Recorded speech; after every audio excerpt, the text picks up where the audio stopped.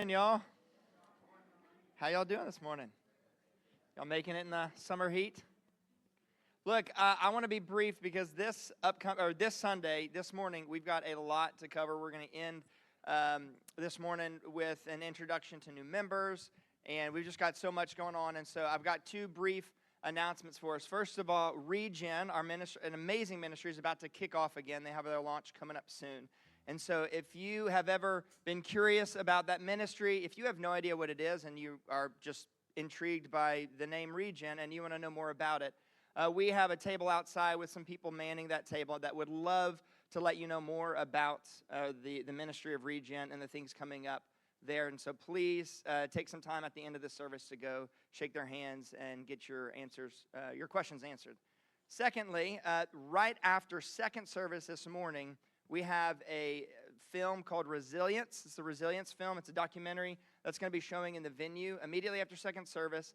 And it's all about how adverse, traumatic experiences affect kids and affect their maturing process and their aging process and the psychology behind all of that. It's an incredible film.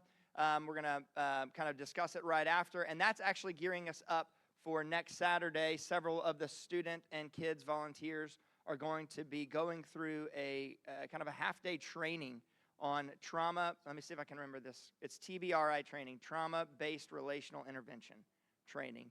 And so this film, happening this morning after second service, is going to kind of set the stage for several of us who are going to be going to do that. But if you are at all interested in learning about that, you are invited. It's open to the church, and so we'd love to see you for this film right after second service. There's also a light lunch provided, so I wanted to let you know that.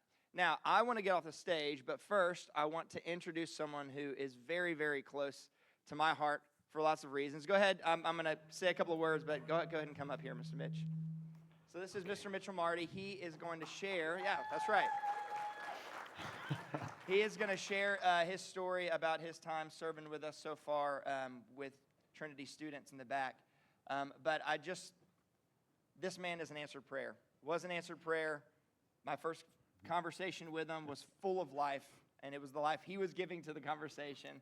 Was eager to get in, and I'm excited for you to hear a little bit of his story. And so I'm going to hand the mic to him.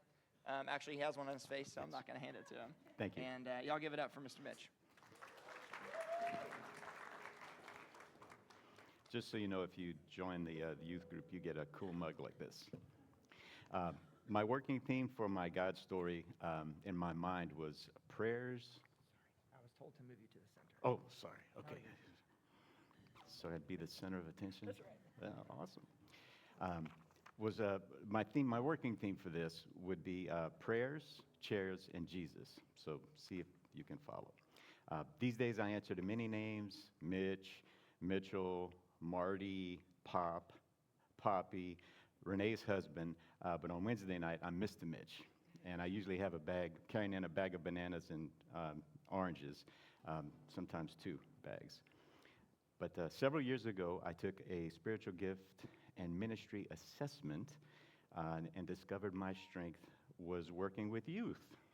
Wasn't what I expected to find out, but hey, I prayed that it would help me better disciple my grandchildren, because at the time they were very little. But sharing faith in Jesus is the legacy I want to leave them. It's the one that matters most to me. And every day, I'm seeing God move in the lives of our children and grandchildren. So when we moved back to Lafayette, we prayed very hard to find the right church, and God brought us here. When we got to Trinity, I met Zach. You can't help but just be drawn into his energy and enthusiasm. At first, it was just about helping out, but I know I get as much out of it as the kids do, and maybe even more. I work with Daniel and Tony, leading the middle school boys.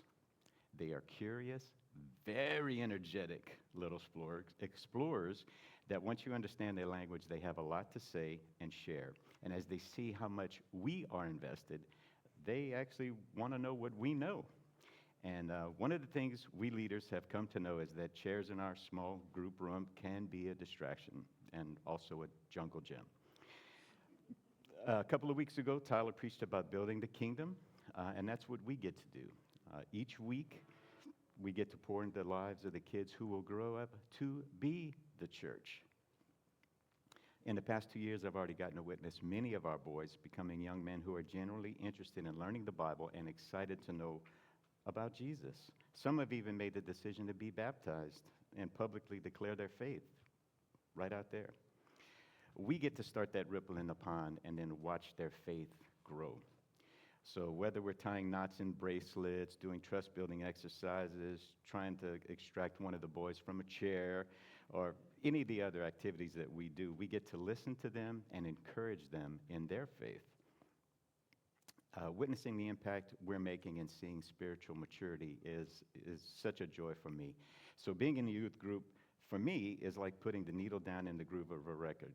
The closer you get to the middle, the louder it gets, and while it's loud and sometimes chaotic, think jazz, it's one of the favorite parts of my God story. Thank you.